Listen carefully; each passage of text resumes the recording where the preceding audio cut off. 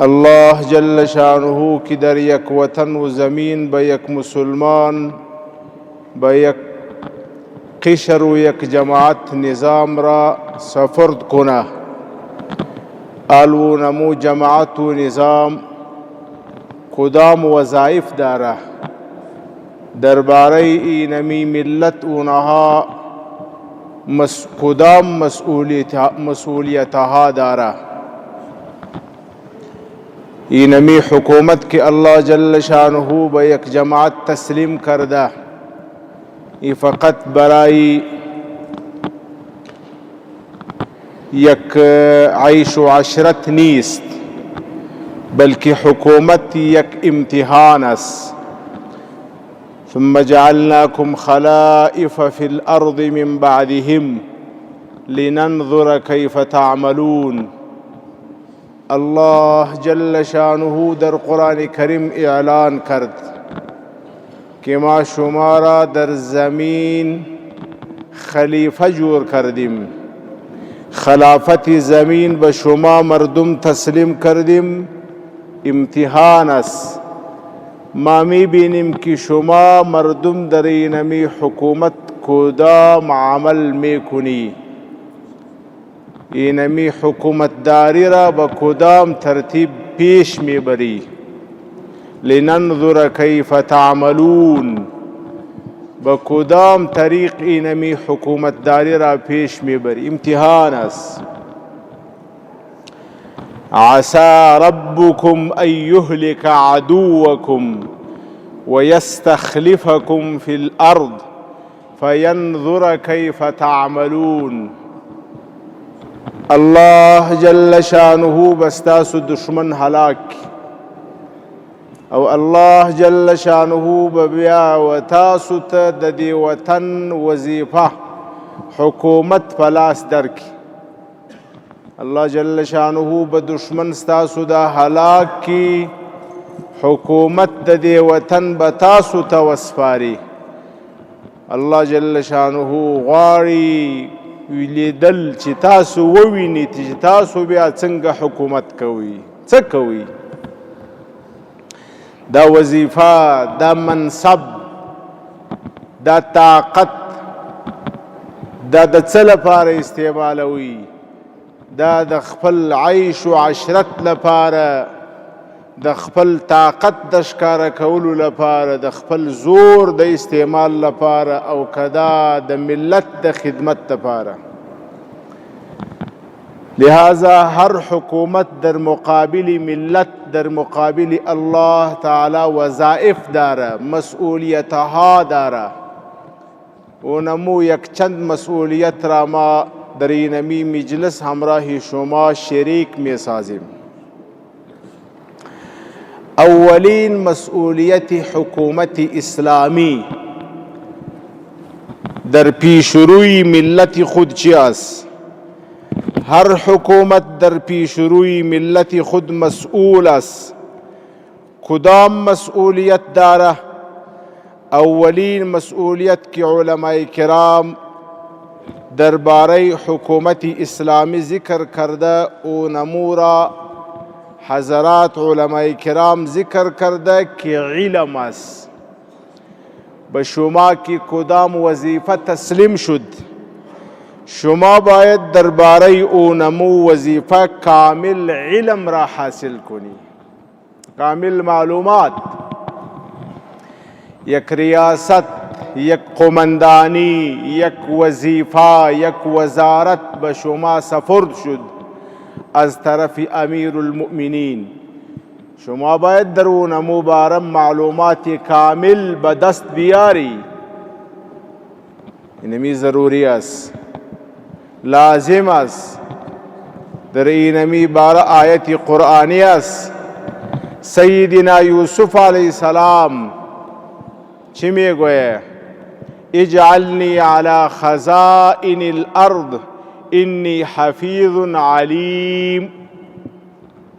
سیدنا یوسف علیه السلام وزارت خزانه خواست، ما را وزیر خزانه مقرر کنی، وزیر مالیه مقرر کنی. چرا؟ ما در اینمی چیز مهارت داریم، معلومات داریم و ما میدانیم که آینده بر اینمی وطن یک قحط سالی می آید، غربت و فقر می آید. درباره کنترول او نمو فقر و غربت امراه ما یک طرح است، ترتیب است. ما میدانیم که او نمو فقر و غربت با کدام ترتیب و طریقه کنترل میشه. لہذا ما را وزیر خزانه، وزیر مالیه مقرر کنی. برای هر مسئول اولین چیز که ضروری است علم وظیفه ضروری است. به اینمی سبب حضرات فقهای کرام نوشته کرده که علم مبتلا بهی فرض است. د هر شی با علم چې په کم شی باندې ته مبتلا سوی، د کم شی ته مسئول سوی، کم شی تا ته وسپارل سو، د هغه زده کړه په تا باندې فرض ده. فرض یو کس نکاح نه ده کړی، د نکاح علم په هغه نه دی فرض. یو کس نکاح وکړل، بیا د نکاح مسائل په هغه باندې زده کول فرض دي. زه تجارت دکان نه لرم، په ما باندې د تجارت مسائل زده کول نه دي فرض. خو که زه دکان خلاصوم، تجارت کوم، نو بیا د تجارت مسائل را باندې زده کول فرض دي. داسې که زه مسئولیت و وظیفه نه لرم، نو په ما باندې د مسئولیت او د هغه کار، زه قمندان نه یم، زه وزیر نه یم، زه رئیس نه یم، زه کومه وظیفه نه لرم، نو په ما باندې د هغه زده کول نه دي فرض. کله چې ما ته یو مسئولیت وسپارل سي، بیا په ما باندې د هغه زده کول او په هغه کې مهارت ترلاسه کول فرض دي، مستحب نه، فرض. لہذا اولین مسئولیت یک مسئول در قبال رعیت، در قبال مسئولیت خود چی است؟ در قبال مسئولیت خود اولین کار علم وظیفه خود است. باید هر مسئول در مسئولیت خود، در تمام ملت باید اینمی مسئول ماهرترین شخص باشد. صحیح است پیش ازی شما در اینمی کار ماهر نبودی، ولی آل که اینمی کار به شما سپرده شد، باید در اینمی کار کوشش کنی، علم اینمی کار را حاصل کنی. به کدام ترتیب در اینمی کار ما پیش بریم، کدام برنامه ها را به کار بیاریم، کدام ترتیب را عملی کنیم که اینمی کار ترقی کنه، اولین چیز ضروری است. دوهم مسئولیت د اسلامی حاکمانو، د اسلامی مسئولینو، هغه که حوزه مشر وي، هغه که قمندان وي، هغه که رئیس وي، هغه که وزیر وي، هغه که اعلا وي که ادنا وي. دوهم مسئولیت د یو مسلمان حاکم، هغه حفاظت دی. کما وظیفه چې مسلمان حاکم ته وسپارل سول، مسلمان حاکم به په هغه وظیفه کې د هغه مال، د هغه کار، د هغه وظیفه حافظ او نگهبان وي. اجعلنی علی خزائن الارض انی حفیظ علیم. سیدنا یوسف علیه السلام د وخت د بادشاه څخه غوښتنه کوي، ما وزیر مالیه مقرر کا، زما یو صفت دا دی چې زه ډیر زیات حافظ یم، نگهبان یم، غل نه یم، غلا نه کوم، بی دیانته نه یم. دا ډیر ضروری ده. داسې به یې بولې لکه خپل مال، کومه وظیفه چې و مسلمان حاکم ته وسپارل سول، مسلمان مسئول به هغه شی بیت المال داسې بولي لکه خپل مال. نبی اکرم صلی الله علیه وسلم په یو غزا کې بیت المال غنیمت ندی تقسیم سوی، د تقسیم د بیت المال څخه مخکې یو چا د خپلو چپلیو لپاره د څپلیو تسمې یې نه وي، دا د څپلیو د بندېدو لپاره چې کومې تسمې پکار وي، دا یې د بیت المال یا د غنیمت چې د مسلمانانو مشترک مال دی د دې څخه یوه دانه یا دوې دانې تسمې واخیستلې، خپلې څپلیو ته یې وګنډلې.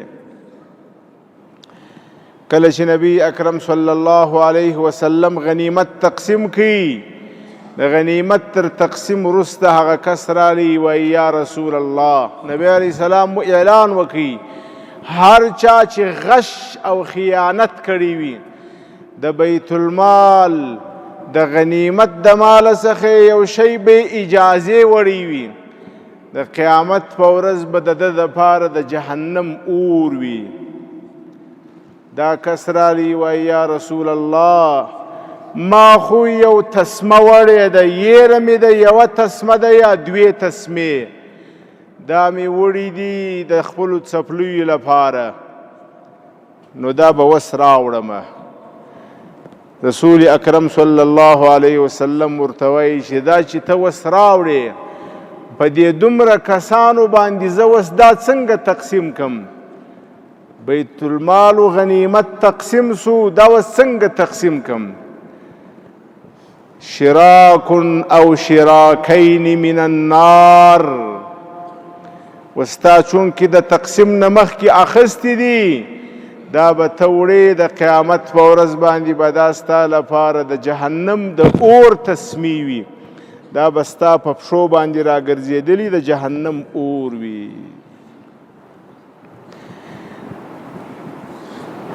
د څپلیو تسمه د هغه غنیمت څخه چې کم غنیمت کې د ده هم حصه وه، خو بیله اجازې اخیستې ده. نبی اکرم صلی الله علیه وسلم گواهی ورکوي، وایي د قیامت په ورځ به دا ستا لپاره د جهنم د اور تسمې وي، ستا په پښو به راګرځېدلي وي. دا چې د مسلمانانو مسئول د مسلمانانو مال داسې بولي لکه شیر مادر، داسې استعمالي، دا نه ده صحیح. دی خپل مسئولیت نه دی ادا کړی. د مسلمان حاکم او مسئول لپاره دوهمه وظیفه دا ده چې دی به حفیظ وي، ساتونکی به د مسلمان د مال وي.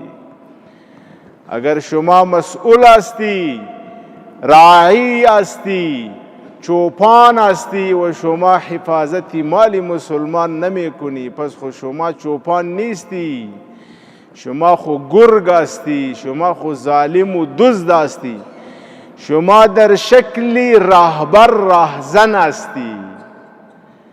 مردم فکر میکنه که شما رهبری ما هستی، ولی شما رهبر نیستی، راهزن هستی.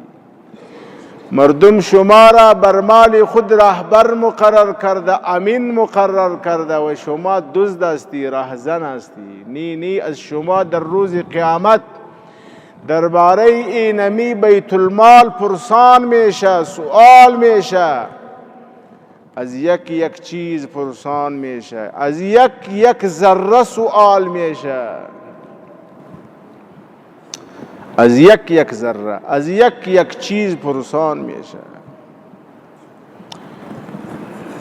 سیدنا عمر رضی الله عنه ته یو چا شودې راوړلې، والحضرت ستړی دا شودې وچشه. سیدنا عمر رضی الله عنه چې شودې وچشلې وروسته یې ورته وویل، وایي دغه شودې مې په زړه باندې په معده باندې بوج سوې، دا چې د کومه ځایه راوړي دي. وایي حضرت دا خو په لاره چې راتلم د بیت المال اوښې ولاړې وې د بیت المال اوښې یو اوښه ولاړه وه ښه غټه غولانځه وه دا مې ولوشله ما الامیر المؤمنین ستړی دي دا شیدې مې راواخیستې ما الامیر المؤمنین به یې وچښي سیدنا عمر رضی الله عنه ورته وایي وایي قاتلک الله خدای دې غرق که چې دا شیدې دي په ما باندې څښلې د مسلمانانو مال دی د مسلمانانو مال دي څنګه په ما باندې بې اجازې څښي په خوله کې ګوته اچوي بیرته هغه خپل ټول څه چې یې څښلي دي هغه استفراق کوي قی کوي و ځان ته د یو ګیلاس شیدو حق او اجازه نه ورکوي نو دوهم مسئولیت د مسلمان مسئول هر مسئول چې که د حوزې مسئول یې که د قمندانۍ مسئول یې که رئیس وې که وزیر یې ستا اسلامي مسئولیت دا دی چې د مسلمانانو د مال حفاظت به کوې لږ مال وي که ډېر مال کوچنی شی وي که لوی شی چې ستا تر لاس لاندې وي ته مسئول یې په قیامت کې به ستا څه پوښتنه کېږي د مسلمانانو په وینو رانیول سوي دي دا د مسلمانانو په خولو رانیول سوي دي دا غریبان چې په بازار کې مزدوري کوي خولې تویوي عرق ریزي کوي بیا دا مالیه ورکوي بیا دا مالیه ځي بیا په وزارتو ریاستو کې په دې باندې شیونه رانیول کېږي بیا په دې چوکۍ باندې ما او تا مسئولین ناست یو د دې چوکیو به زما او ستا څخه بیا په قیامت کې پوښتنه کېږي همدا وجه ده چې امیر المؤمنین حفظه الله امر وکړي چې په قالینو کم قالینې قالینچې چې په وزارتو ریاستو کې اوارې دي په دې به د بوټو څپلیو سره څوک نه ګرځي ولې د څپلیو د بوټو سره په دې باندې ګرځي دا د چا د پلار مال نه دی دا خو د مسلمانانو په خولو رانیول سوی دي که دې ضرورت دی خو اوار یې که په کښېنه که دې ضرورت نه دی ټوله یې که دا چې په دې باندې ته د بوټو سره ګرځې دا خو اسراف دی همدا وجه ده چې امیر المؤمنین حفظه الله فرمان صادر کړي ټوله د زینت شان یې منع کړله چې د زینت و د زیب و زینت خریداري منع ده نه به یې کوي ځکه ما او تا په قیامت کې د دې مسئول یو اجعلني علی خزائن الارض انی حفیظ علیم دریم مسئولیت د اسلامی حاکم او امیر د مسلمان حاکم او امیر دریم مسئولیت څه دی اعمار البلاد مسلمان ته مسئول سولې د مسلمانانو د علاقې د یوه کلي مسئول یې د یوې کوڅې مسئول یې د یوه وطن مسئول یې د یوې حوزې مسئول یې ستا کار څه دی مسئولیت شما چی است اعمار البلاد و نمو منطقه که در کدام منطقه شما مسئول هستی شما مسئولیت اعمار داری آبادی کنی هو الذي انشأكم من الارض واستعمركم فيها الله جل شانه از ما و شما مطالبه اعمار میکنه تعمیر کنی نمی دنیا را آباد کنی آبادی دنیا مطلوب است به دنیا که ما و شما روان شدیم در اینمی دنیا از ما و شما اینمی طلب نیست که خاموش بشینی اونجا بس الله الله کنی دیگر کار نکنی نی اینمی دنیا آباد کردن وظیفه مسئولین است وظیفه ما و شماست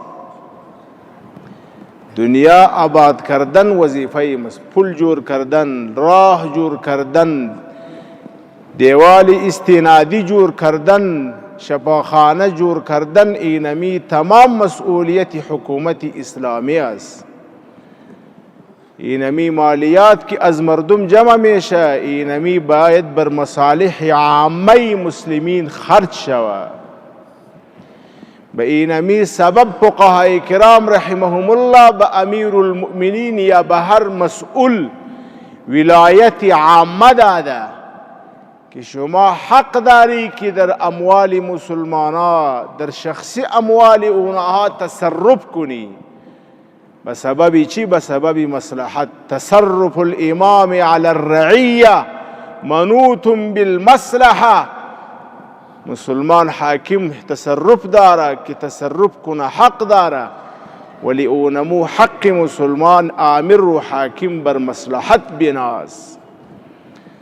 باید اعمار وکی، آبادی وکی. الله جل شانه دې زموږ او ستاسې اسلامي نظام ته بقا و دوام نصیب کړي. دا دې زموږ او تاسو ته د آبادۍ یو سلسله روانه کړې ده چې په هر طرف باندې ګورې. یوازې په کابل کې په دې 4 کاله کې 350 کیلومتره سړک جوړ شوی دی الحمدلله. داسې هر طرف ته د آبادۍ نښې و نښانې وینو. الله جل شانه دې نور هم راته آباد کړي دا وطن. د وطن محبت، د وطن جوړونه، د وطن لپاره دعا ممنوع نه ده. ام المؤمنین عائشه رضی الله عنها بخاری شریف کې روایت دی، د دې روایت نقل کیږي.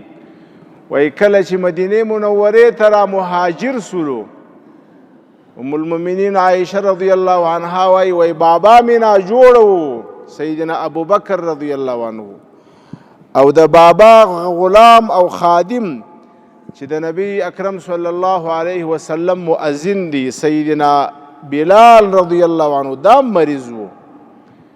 ورلم پوښتنې ته پوښتنه مې پر وکړله، زما بابا چې به کله مریض سو سیدنا ابوبکر رضی الله عنه، بس بیا چې به کله لږ جوړ سو بیا به دا شعر وایه: کل امرئ مسبح فی اهله، کل امرئ مسبح فی اهله والموت ادنی من شراک نعله. بابا به دا شعرونه ویل، هر کس په خپل کور کې سهار کې شپه تیره کړي، په دې خوشحاله وي چې خپل کور دی، بس خپل کلی دی، خپل ځای دی، خپل مور و پلار و زندگی و اولاد دی. خو په دې نه خبر چې مرګ ورته رانږدې دی، د څپلیو تر تسمې هم راته نږدې دی مرګ. دا دی اوس به حمله پر وکړي. سیدنا بلال ته ورغلم، پوښتنه مې پر وکړل کیف حالک یا بلال. بلال د غم اشعار وایي: الا لیت شعری هل ابیتن لیلا بواد وحولی اذخر وجلیل. بلال بیا د وطن شعرونه وایي، مکه مکرمه یې یادیږي. وهل ارین میاه مجنه، داسې یو ورځ به وي چې زه دا احساس کمه چې د مکې په یو شله کې یو ځای پروت یم او د مکې بوټي مې شاوخوا ولاړ وي، او داسې یو ورځ وي چې د مکې یو چینې ته پروت یم یا د مکې غرونه وینمه. دا د افسوس و د ارمان شعرونه دي، وطن یې ارمان دی مکه مکرمه، ځکه د یو غلطه زندګي تېره کړې ولو که د حبشي و. ام المؤمنین وایي ویرالم نبی اکرم صلی الله علیه وسلم ته مې وویل ما ول دی دواړه مریضان دي او د مرضي بنیاد یې د وطن او د کلي یادېدل دي. کلی یادېږي مکه مکرمه، ځکه مهاجر سوي دي. نبی اکرم صلی الله علیه وسلم دعا وکړل: اللهم حبب الینا المدینه کحبنا لمکه او اشد. یا الله زموږ په زړو کې د مدینې محبت داسې واچوې لکه د مکې محبت، تر مکې هم زیات د مدینې سره زموږ محبت پیدا کړي. د وطن محبت خو د انسان سره وي، د وطن په هر آبادي باندې انسان قلبا خوشحاله کیږي. الله پاک د اسلامي حکومت ته بقا و دوام و استقامت نصیب کړي چې نور هم د وطن په آبادي کې نور هم الله پاک دې ورته توفیق نصیب کړي. نبی علیه السلام دعا وکړل مدینه منوره چې وه دا د مخکې د پخوا څخه د تبو وطن و تبې ډېرې وې. نبی علیه السلام دعا وکړل وانقل حماها الى الجحفه. یا الله د مدینې څخه تبې ختمې کړې، تبې جحفه یو بل ځای دی دلته ویسې، مدینه د تبو خلاصه کړې. د وطن لپاره دعا کول، د وطن محبت کول، د وطن په آبادي خوشحاله کېدل دا کوم مشکل نه لري. بعضې خلک په دې رد کوي وایي د وطن سره محبت دا نو د اسلام سره ټکر نه دی. نو څلورمه وظیفه درېیمه وظیفه د اسلامي حاکم د وطن تعمیر او آبادول دي او پنځم وظیفه د اسلامي حاکم هغه تنفیذ د احکام الله دی د الله جل شانه دین نافذول دا د اسلامي حاکم وظیفه د انی جاعل فی الارض خلیفه مسلمان حاکم دا د الله جل شانه خلیفه دی په ځمکه کې د الله جل شانه دین به د الله جل شانه بندگانو باندې نافذوي صحابه کرام چې به کله ولاړله به یو ملک به فتح کوي نو د هغو شعار او د هغو پیغام به څو ول څه دپاره راغلي جئنا یا الله ابتعثنا موږ څه دپاره راغلي موږ راغلي نه یو موږ الله جل شانه راستولی یو لنخرج العباد من عبادة العباد إلى عبادة رب العباد موږ د دې دپاره راغلي ما برای نمی کار آمدیم که مردم را از بندگی مردم آزاد کنیم و بری بندگی الله تعالی اونها را راهنمایی کنیم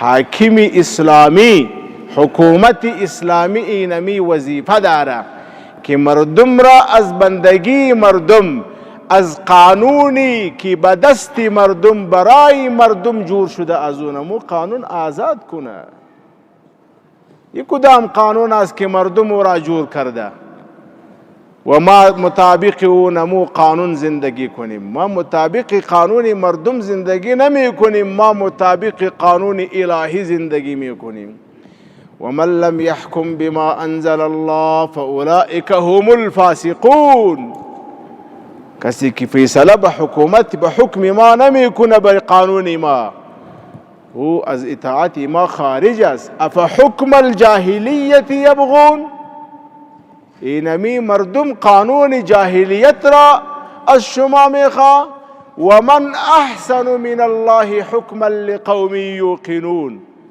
از الله تعالی دیگر کیاست که از الله تعالی خوب قانون و نظام جور کنه قانون خو الله تعالی جور کرده کتاب انزلناه الیک لتخرج الناس من الظلمات الى النور اینمی کتاب کافی است که مردم را از گمراهی و از ظلمات به طرف نور راهنمایی میکنه لتبین للناس ما نزل الیهم احکمت آیاته ثم فصلت من لدن حکیم علیم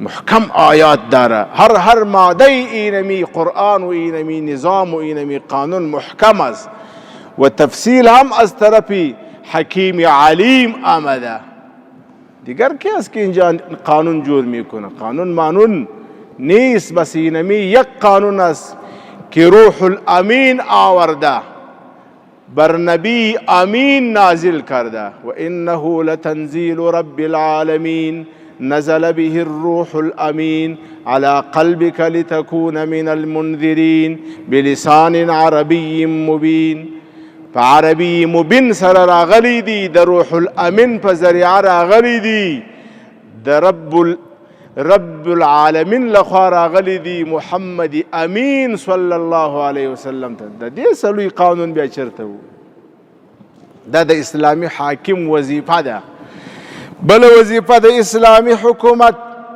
العدل فيما والله الله جل شانه کی بون کدام حاکم کدام وظیفه داده حاکم مسئول است که در این رعایت عدل کنه عدل وظیفه حاکم اسلامی است عدالت ظلم الظلم ظلمات یوم القیامه کسی که ظلم کرد در روز قیامت اینمی ظلم بری حاکم تاریکی است بر فل سیرات کی 1500 سال راه است بر اونمو راه کی 1500 سال است اینمی ظلم حاکم بر اینمی حاکم راه اونمو را تاریک می سازه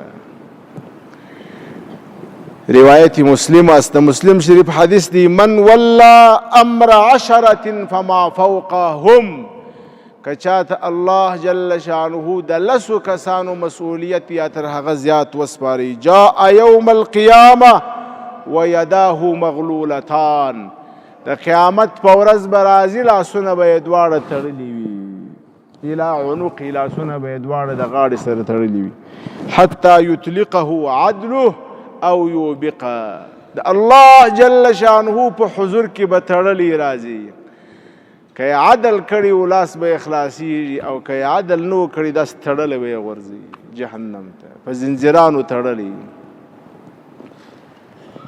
عدل ضروری است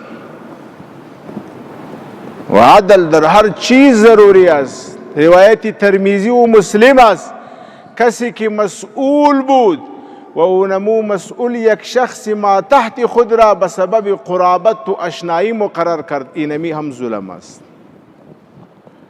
اینمی شخص از او حقدار است ایرا مان ترک کرد دیگر را به سبب قرابت و دوستی مقرر کرد این ظلم است. الله جل شانه دی موږ او تاسو ته د خپل رعایت د حقوقو د ادا کولو توفیق نصیب کړي. الله جل شانه دی زموږ تاسو اسلامي نظام ته بقا او دوام نصیب کړي. الله جل شانه دی په هر ځای کې مسلمانان د ظلم څخه آزاد کړي. الله جل شانه دی موږ او تاسو ته د کامل عدل د تطبیقولو توفیق نصیب کړي. در اینمی عدل کردن هم باید ما و شما همراه حکومت خود تعاون و کمک کنیم. یک چیزی که بسیار مهم است و مسئولیت رعایت است چی است؟ در اینمی تطبیق عدل ما و شما باید معاون شویم.